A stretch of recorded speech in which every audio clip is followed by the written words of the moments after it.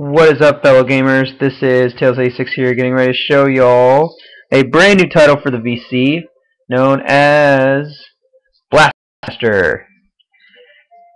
Now, this is a very old NES game that a lot of people wanted to see because it was reclaimed as one of the best shooters for the NES system back in the day that it came out. Now, the whole story is our hero Jason, the guy in the tank right now, had a frog in a jar and somehow had gotten into a bunch of radioactive waste and went down a hole. Jason finds this tank, suits up, and decides to go ahead and look around this entire underground lair where it is infested with creatures that even rats would hide from. And basically you just go around trying to destroy the enemies and any other machines that are in your way. You have two different bars. You have your power bar right here. And what's so special about that bar is everything is measured by, that's basically your life bar. And it tells you exactly how many hits you can take. And you also have a hover section right over on this side right here. Hopefully you guys can see that. If you can't, I'm sorry. But you basically shoot with the one button using your Wii remote, or if you're using other remotes, I haven't figured out exactly what remotes yet to use with this. I believe they're the classic controller and the GameCube controller, though. But I like the way that the Wii remote does. It just fits real good in my hands, or at least specifically for certain NES games. But basically, you just go around trying to collect as many power-ups as you can while taking out your enemies as well. To make it so you pop out of the ship, you just press your minus button or your select button on your thing. And here's our hero Jason in 8-bit style, going around trying to destroy all these other robots with some pretty kick-ass music for 8-bit music. If none of y'all can hear it, let me see if I can turn it up a little bit.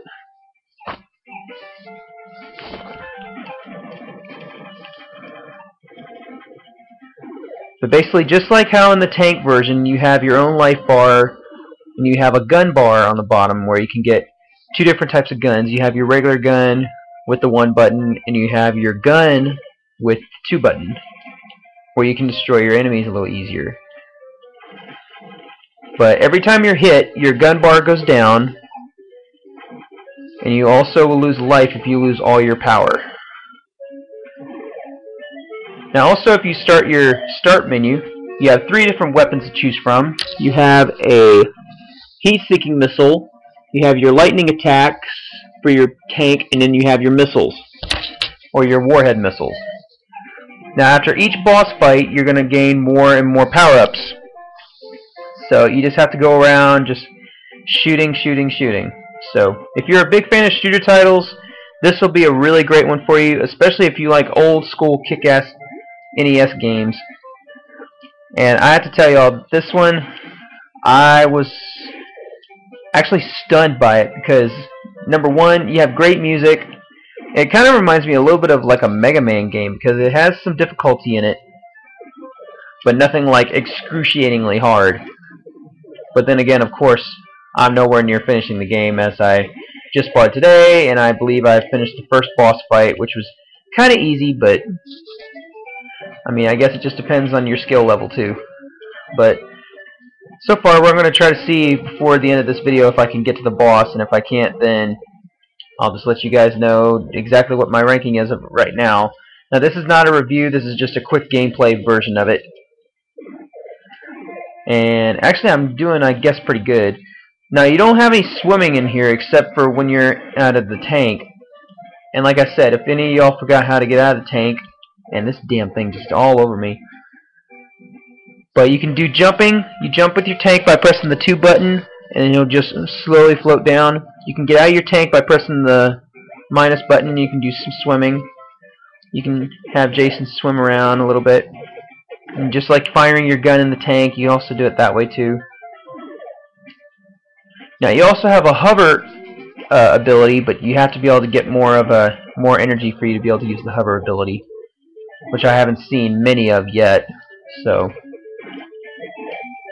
and I think we're about to reach a boss right now. We're going up this ladder and see if we can face off against this boss that we're supposed to be going against next. And I'm going to just leave my tank behind because it'll be alright.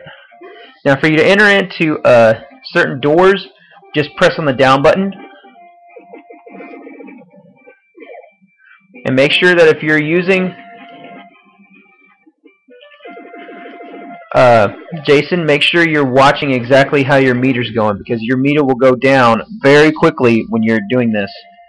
But plus, each and every attack takes up excuse me, each and every attack that hits you, like I said before, that hits Jason or the tank, makes your power meter go down. So make sure you're trying to stay on your toes while you're trying to take out these guys and all these other machines. Every time you get hit, you're going to get your power meter down as well, like I said.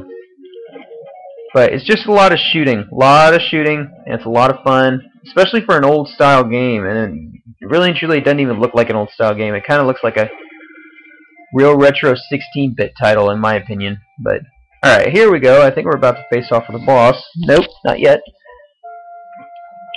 We're getting close though.